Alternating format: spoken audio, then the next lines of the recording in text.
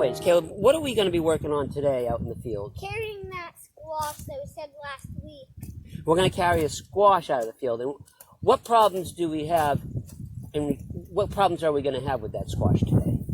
It's really big and heavy, so we might need some tools to get it. We're in the field now, and we found our squash. And Caleb happens to be sitting on it. Yeah, see. Nice. That is a big squash. Caleb, could you do me a favor?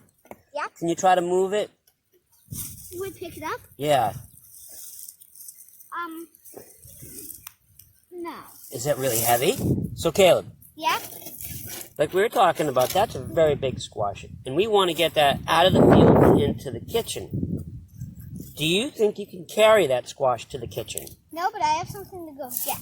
You have something to go get? It's over in the background. All right, I'll wait here for you.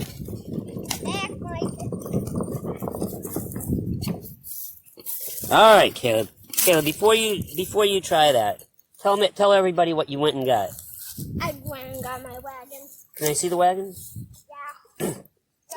Wow, that's a really nice wagon. So you decided that in order to get this big, giant squash out of the field, you were going to need something, and that something was your wagon. Is the wagon going to help make the job easier? Yeah. Caleb went and got his wagon because he's thinking that the wagon will help transport the squash to the house. I tried picking it up and it didn't work, right? Right. Caleb did try picking the squash up, but it was way too heavy. Mm-hmm. So, because it was too heavy, we have to use other things to try to get the squash into the wagon. And what did we get, Caleb? We got some planks, and we're going to make a...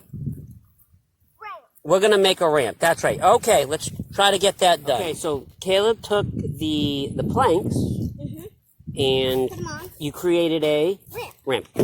He's sitting on the ramp right now. Can you show us the ramp? Can you walk up and down it? Yes. To demonstrate to the kids what a ramp looks like? Do I have to roll? You don't have to roll, just you can walk up and down it. I can do this? You can do that, see? And so the ramp creates a path up to the wagon. All right, we have the ramp set up.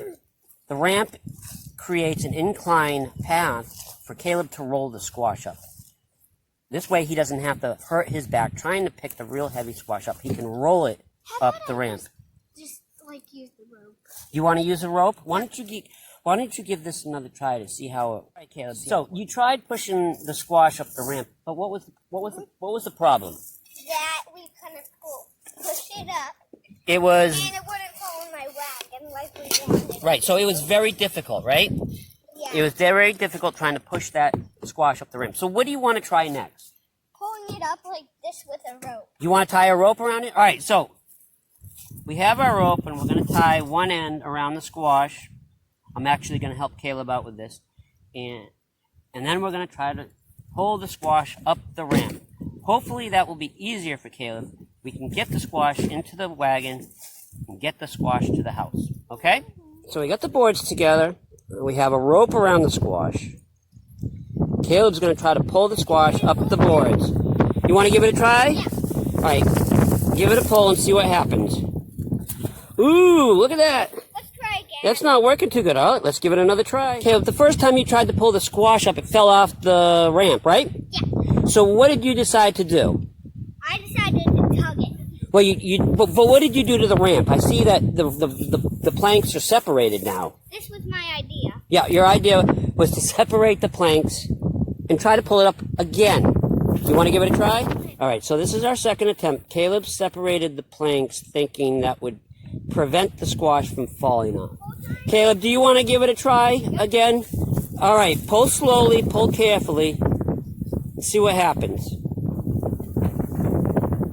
It's working, buddy. Very good. I'm kind of getting the rope burned. There you go. Wow, that made the job real easy. This way you didn't hurt your back trying to pick it up. You didn't hurt your back trying to push it up. Instead, you pulled it up the ramp with the rope, and it went right into the wagon. Very good. All right, so Caleb's wrapping up the rope. Caleb, you want to put the rope in the wagon? Yeah.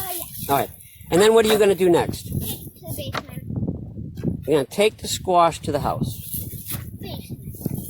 Yeah, the basement. You know why the basement? Why? Because we like to store squash in the basement for the winter. All right, that was a job well done. Caleb's taking the squash up to the house, to the kitchen. So, Mike, come on. All right, I'm coming, buddy. What do you want to do with that squash once we get it to the house? Maybe cook it. Cook it and eat it? Surprisingly, we found that we had another problem, right, Caleb? Mm-hmm. You were pulling the squash back to the house, and we came to this little hill or this little incline, and it got real heavy. And you decided to do something about it. What did you decide to do? Tie the rope to my wagon and then tie another side to me. Okay, do you want to give that a try? Ourselves, because we were having a challenging time getting that wagon up the hill. But Caleb tied the rope to himself. He decided he wanted to try this out. Caleb, you want to show us what the results of tying the rope to yourself are? Remember, you might want to turn around and use your hands and body at the same time. Wow, that certainly looks like it's making the job easier. Is that making the job easier, Caleb? Not too easy. It's not too easy? What would help? What would help? If someone got behind that wagon and pushed. But I'm holding the video camera, so I really can't. All right, Caleb, good job. I think that's great. The squash is on its way to the house, on its way to the kitchen. Say goodbye, Caleb.